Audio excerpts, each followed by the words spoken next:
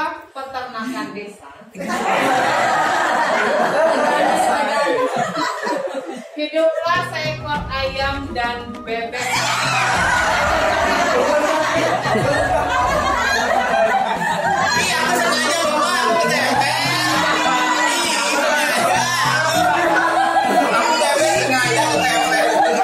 Ini aku ketangkep.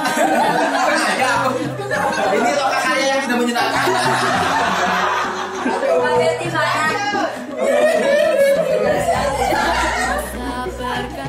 Mereka tinggal di peternakan Pak Bebek.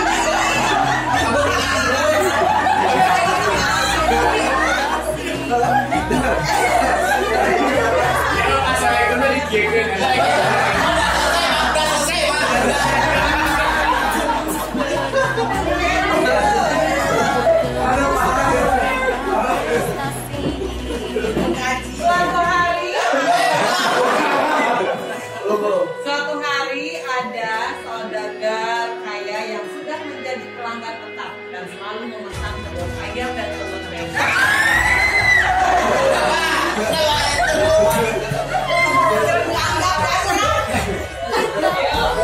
Ayam dan bebek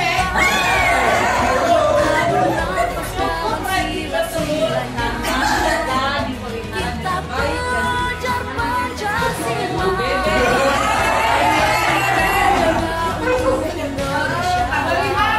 dan bebek.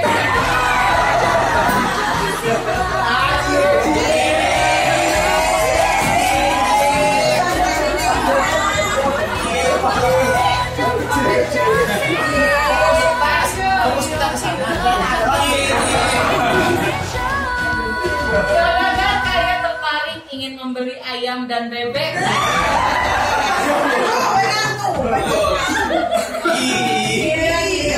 Ayam dan bebek.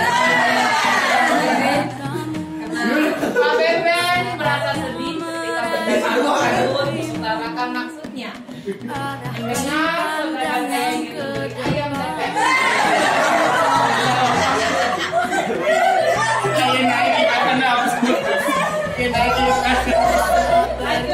Ayam dan bebek melarikan diri dari peternakan Pak Bebek.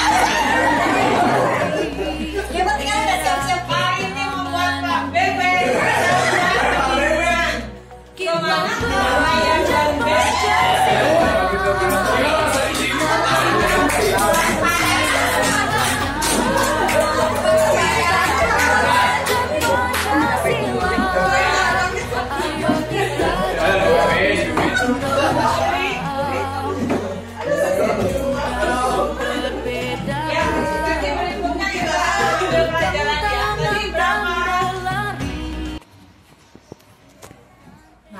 berikut pengantar diskusi. Bapak Ibu melihat di sini ada siklus rencana, aksi. Perlu memahami siklus tadi itu ya, seperti rencana, aksi dan refleksi. Apa siklus ini menggambarkan apa begitu ya? Rencana adalah langkah-langkah untuk melakukan perubahan. Poin ini kenapa saya ambil karena pada dasarnya pembelajaran itu adalah tujuan kita untuk menyampaikan apa yang menjadi tujuan kita selama pendidikan 9 bulan ini. Sebagai pemimpin, kita perlu mengetahui terkait dengan karakteristik dan gaya belajar siswa. Nah, dari situ, maka dari itu yang diambil oleh saya dalam hal ini adalah pembelajaran berdiferensiasi, di mana setiap guru harus memiliki sense atau rasa untuk mengetahui setiap individu yang ada di kelas tersebut. Tidak bisa kita generalisir, tidak bisa kita kelompokkan dalam satu kelompok bahwa siswa ini memiliki karakter seperti ini, siswa ini memiliki karakter seperti itu. Kita harus mengetahui detail satu persatu siswa atau peserta didik yang kita ajar, karena kita juga sama-sama mengetahui bahwa kebanyakan siswa-siswi kita di sekolah berasal dari latar belakang yang berbeda, dan bahkan ketika beberapa penelitian menyebutkan bahwa permasalahan di sekolah itu sebetulnya timbul bukan karena si anak itu bermasalah di sekolah, tapi permasalahan yang dia bawa dari rumah. Berarti dalam hal ini orang tua ada ketidakmampuan untuk menyelesaikan permasalahan dengan anaknya. Oleh karena itu, aktualisasi si anak itu diekspresikan di sekolah, baik itu melakukan bullying terhadap teman, kemudian gaya belajar pun di situ yang selalu tidur setiap pelajaran itu karena permasalahannya yang dibawa dari rumah. Oleh karena itu, pembelajaran berdiferensiasi menurut saya sangat perlu ditanamkan oleh kita sebagai guru penggerak, baik kita sebagai guru penggerak maupun rekan-rekan kita di luar guru penggerak. Itu perlu diberikan pengimbasan lebih lanjut bagaimana sih cara melakukan pembelajaran berdiferensiasi yang baik dan yang benar sesuai dengan teori yang ada di modul yang sudah kita pelajari bersama. Gitu. Tantangan dari upaya yang telah saya kembangkan terkait dengan pembelajaran diferensiasi, awalnya memang pembelajaran diferensiasi itu menuntut waktu dan tenaga yang ekstra.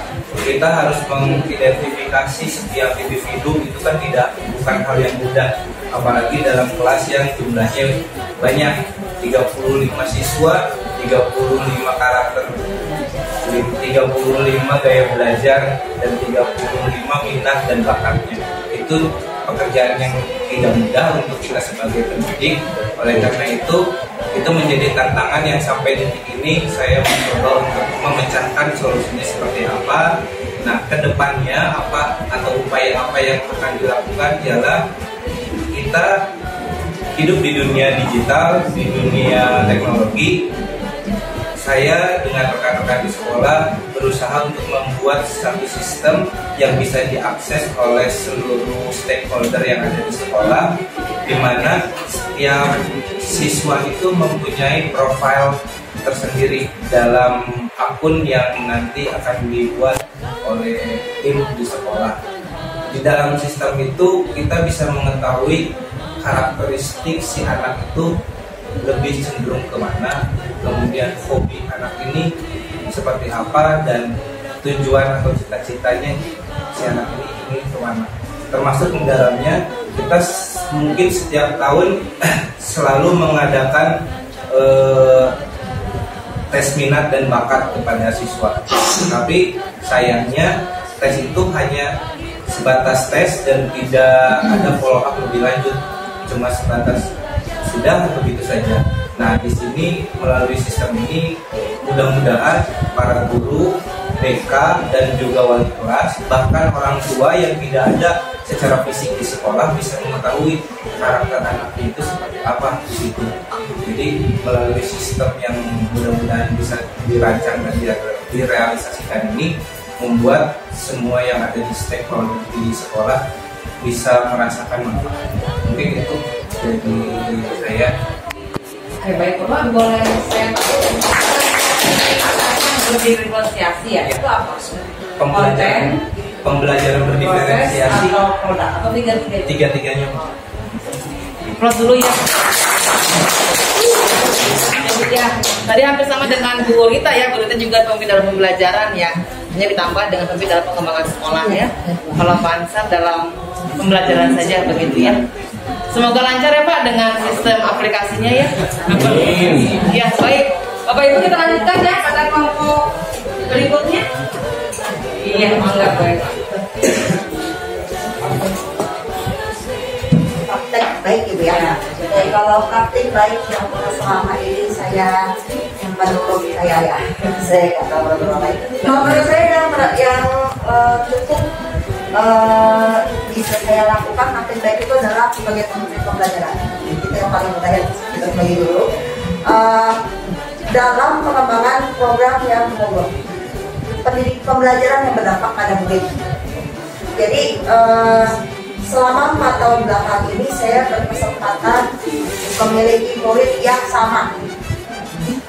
Beda 1 tahun, tapi itu yang dulu pernah saya ajarkan di waktu mereka di beberapa tahun yang lalu gitu. Jadi selalu. Jadi selama 4 tahun belakang itu saya mendapatkan murid yang memang sudah dididik kembangkan oleh saya beserta Ibu Wahyu. Jadi kalau ada saya, pertama ada saya dan Bu Wahyu. Tahun kedua ada saya, tidak ada Bu Wahyu. Tahun ketiga ada Bu Wahyu, tidak ada saya. Tahun keempat ada saya dan Bu Wahyu lagi. Jadi tahun sekarang mereka lepas dari kami berdua, tapi kami bisa melihat karena kami melepas itu semua kebiasaan guru kami berdua ada semua di anak-anak itu. Kok gaya-gayanya persis kayak Wahyu. Pokoknya ada itu semua di sana gitu ya. Nah, karena kita berkembang sama anak-anak yang sama, mengembangkan yang berdampak pada murid di mana anak-anak itu bisa kami ajak berdiskusi. Kamu maunya apa nih? Kita situasinya lagi mau bikin sustainability. Ayo kita gimana cara membuat sekolah kita tuh bisa lebih berkelanjutan gitu. Apa sih? Mereka bisa diajak berdiskusi dengan baik. Nah, tantangan saya di tahun ini adalah anak itu baru. Dan anaknya itu baru pertama kali sekolah dari online. Langsung masuk kelas 3, 2 tahun mereka online kan. Gak pernah tahu apa itu SD, belum pernah masuk kelasnya, begitu masuk kelas 3 dan sama kita. Tapi masih berhalangan. Ayolah, mari kita lanjutkan lagi berdampak pada murid. Kamu maunya apa? Gimana maksudnya, Miss? Sebentar, oke, balik lagi. Gini loh, kan kamu mau gini. Maunya apa? Kalau Miss maunya apa? Bukan Miss yang mau. Ya kan? Itulah kesulitan kita di awal. Oke, jadi saya sama ngomongin nggak bisa, mundur dulu. Kita harus mundur balik lagi. Turunin sandal kita. Mundur lagi, balik lagi dari awal. Kita buat lagi step-step dari awal. Kita jelasin. Ayolah kalau gitu dari awal. Kita jelasin lagi. Ini loh, yuk kita cari. Kita mau ini di ujungnya. Ngerti nggak? Pertama-tama anak-anak ngerti. Yuk tes. Ansar. Gitu ya. Ngerti nggak? Ngerti. Artinya apa tadi? Kurang ngomong apa? Nah itu ya. Masih pernah mengalami itu ya. Gitu. Oke, balik lagi. Buat feeling lagi kesepakatan kasih. Kalau ditanya nggak bisa kok balik lagi loh. Berarti waktu yang diambil berapa pilihan untuk waktu istirahat kamu? Hah? Oke, nggak mau kan anak-anak? Berarti matiin, pulang lagi. Oke, akhirnya bisa anak-anak ngerti. Oh tujuan akhirnya ke sini. Oke, kalau gitu kita ayo buat materi tentang kebutuhan manusia. Jadi saya bawa anak-anak, ayo kita keliling sekolah, amati. Diajarin dulu sih dari saya ya, keterampilan mengamati. Kita keliling apa yang membuat kamu merasa tidak nyaman. Catat ya semuanya, baiklah catat. Setelah catat kumpulin. Saya bantu organisasinya lagi di kelompokkan. Awal saya minta mereka kelompokin sendiri, tapi saya sama Miss Ayu. Jadi nggak bisa, saya kelompokin lah. Jadi ada campur tangan dikit mereka. Jadi itu saya bikin challenge-nya gitu ke anak-anaknya gitu. Tapi tetap berdasarkan murid, mereka ada andil. Kasih ke mereka begini, oke. Dari situ pilih mana yang mau kamu buat perubahan. Mereka bisa pilih, ada dapat 3. Yuk, kita caranya gimana? Perubahan apa yang mau kamu lakukan? Caranya bagaimana? Masukin ke semua. Tapi ini nggak mungkin misalkan nanya apa yang bisa kamu lakukan? Bukan, ini nggak mungkin. Catat aja. Jadi saya bangun lingkungan seperti itu. Mereka bisa bebas, tulis aja. Bukan masalah bisa nggak bisa. Itu mungkin pendapat kamu nggak bisa. Mungkin pendapat orang lain mungkin bisa. Tulis aja. Ditulis sama mereka. Setelah itu diskusi lagi. Mana yang bisa dilakukan sekarang, mana yang belum bisa dilakukan. Saya bukan bilang tidak bisa, tapi belum bisa dilakukan sekarang. Dan kalau lakukan, bisa. Dari situ saya bilang, oke, waktunya lakukan. Di situ saya amazed. Anak-anak pada melakukannya. Bahkan ketika unit beres sampai sekarang pun anak masih melakukannya. Mereka melihat masalah sampah. Ketika makan siang, karena di tempat kami tidak ada kantin, tidak ada tempat makannya juga. Jadi mereka di mana ada kursi mereka makan di situ. Akhirnya sampahnya berserakan di mana-mana. Itu anak-anak kami melihat masalah. Jadi mereka memiliki keputusan. Kita bikin pengumuman aja, kan ada pengumuman tuh yang dari satu gitu. Kita bikin aja, ting dong. Lalu saya ngomong gitu, perhatian, tolong sampahnya dibersihkan ya, jaga supaya sekolah kita tetap bersih. Saya ulangi lagi ya, dia bilang seperti itu. Sampai sekarang pun mereka masih melakukannya. Kalau udah beresin ya, tapi terus gak ada yang di rumah. Saya ada rumah ini dapat jauh karena mereka saking amaze-nya bahwa mereka tahu saya bisa melakukan itu, saya boleh melakukan itu, perubahan tersebut di sekolah boleh, diizinkan, izin. Bener saya boleh? Boleh. Wah, betul. Karena ini anak yang baru. Itu yang saya amaze. Jadi menurut saya itu salah satu yang benar kita berikan kesempatan, kita lepas sedikit-sedikit, mereka masih bisa. Nah, dari sana tantangannya satu, waktu untuk bisa memiliki itu lama. Karena mereka sampai saat ini, meskipun mereka melakukan itu continuum dalam bahasa Inggris ya di sana. Jadi yang terdengar sama orang-orang tuh kebanyakan begini, tinglung, begitu. Attention, ayo. I repeat, attention, ayo. Itu, Jadi oke. masalah speaker itu. Harus tadinya ada masalah ya, bingung. Anak, kok ada suaranya? Pertama-tama mereka beres. Teman-temannya yang ribut, gak ada suara. Oke, balik. Belakangan bagi tugas mereka yang satu itu teman lain sama dia. Saya dengerin ya, gak ada suaranya, pulang. Karena bos, gak ada yang mandor, mereka jalan sendiri. Mereka udah tahu ada kesulitan apa, memasakkannya bagaimana gitu. Mereka bisa. Tapi ya itu, jadi kita menemukan lagi, oh harus ada yang melatih vokalnya, gitu kan?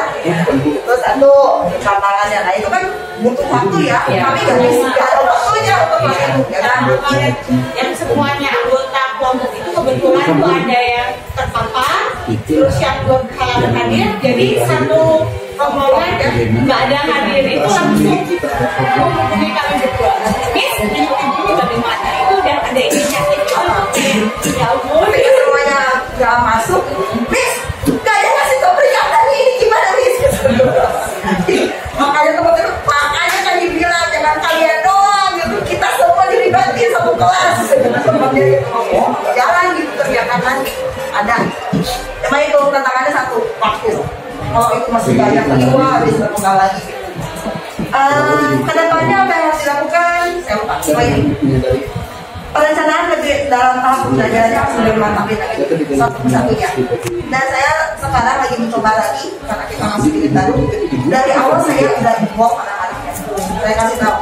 Nanti ya kita mau bikin. Waktu pertama saya ngomongnya tuh di pertengahan akhir.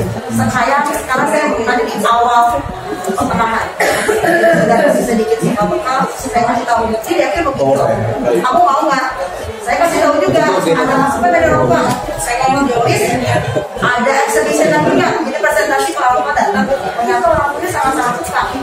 Saya kasih tahu anak-anaknya, orang tuanya sangat suka nih. Mau nggak orang tuanya lagi? Mereka lagi mikir. Belum ada jawaban, kami kayaknya mereka masih mikir itu. Mau atau enggak? Soalnya mereka cukup stres sebenarnya di sana. Tapi begitu beres, mereka senang. Mereka senang. Ya, jadi begitulah yang dari saya. Oke, terima kasih sudah mengutarakan ya semua. Bapak Ibu tadi sudah mendapatkan yang kedepannya mau apa? Itu karena refleksi. Refleksi itu karena apa berarti?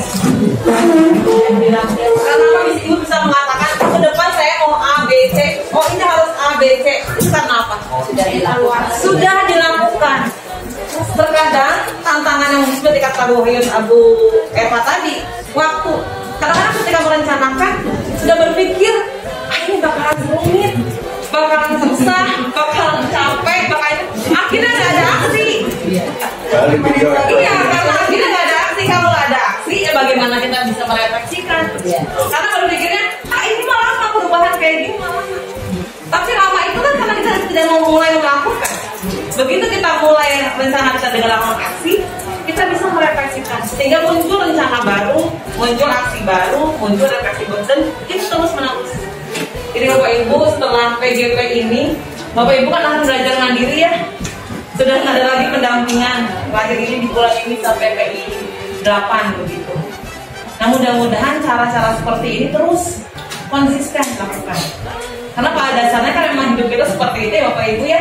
Kita merencanakan, melakukan, dan merefleksikan. Dan itu harus sudah menjadi, kalau bahasa Inggrisnya itu wisdom ya. Bagi kita seorang guru itu sudah jadi wisdom. Bahwa refleksi itu sudah jadi bagian kita sebagai seorang guru seperti itu. Udah nggak perlu tanya lagi. Itu sudah secara langsung dalam diri kita sudah ada seperti itu. Ya, baik, mudah-mudahan ini bisa terus dilaksanakan secara konsisten ya setelah PGP ini. Maka Bu Puji, ya,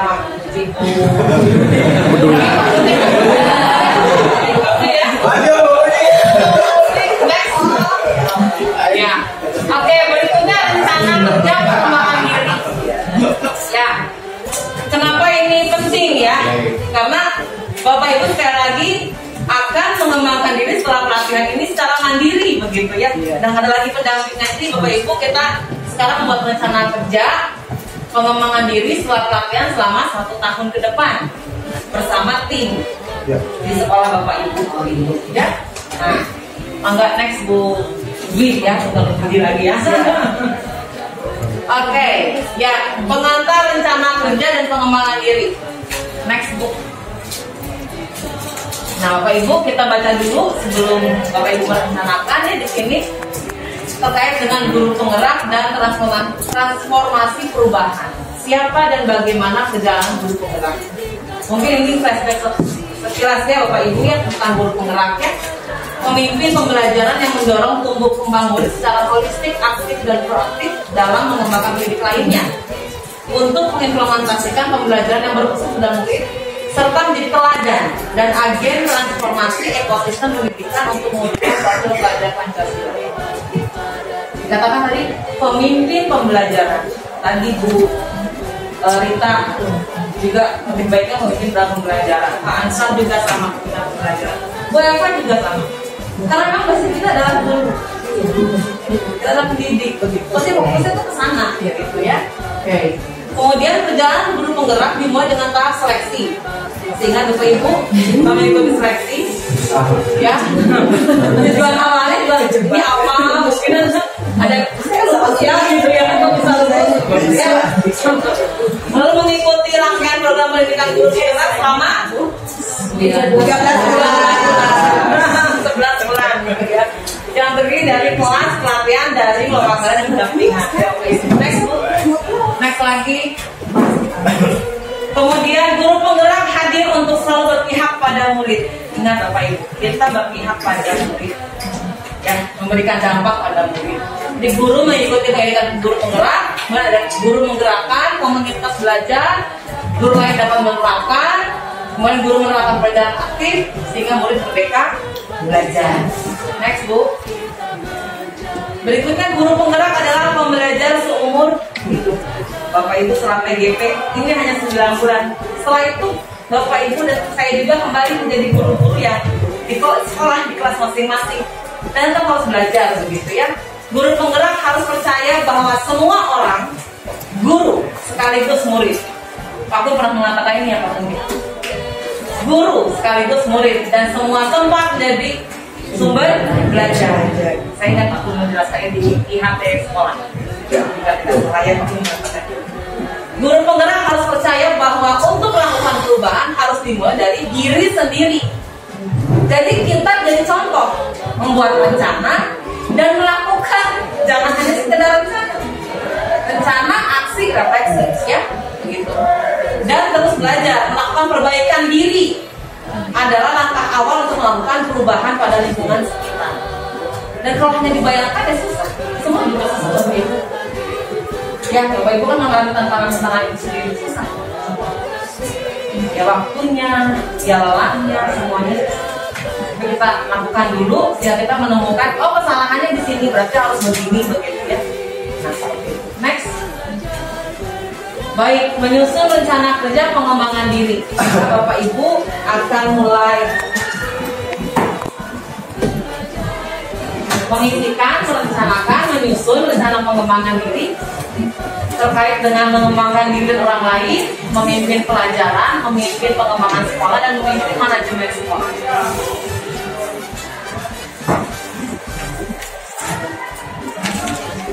Oke. Nanti ketika menuliskan, Bapak Ibu masih ingat ketika PI 7 Bapak Ibu mengisikan RPL? Ya, rencana itu bagaimana? Ya, mencerminkan prinsip SMART, spesifik, jelas. Jadi apa yang dilakukan, aksinya jelas, tindakannya jelas. Kemudian measurable, dapat diukur. Bisa nggak measurable? Bisa diukur tidak ini? Ya. Kemudian achievable, dapat dicapai. Ya, dapat dilakukan tidak? Kira-kira kalau seperti ini bisa nggak? Ya, achievable. Kemudian relevan, terkait dengan murid, tujuannya untuk murid rencana kita.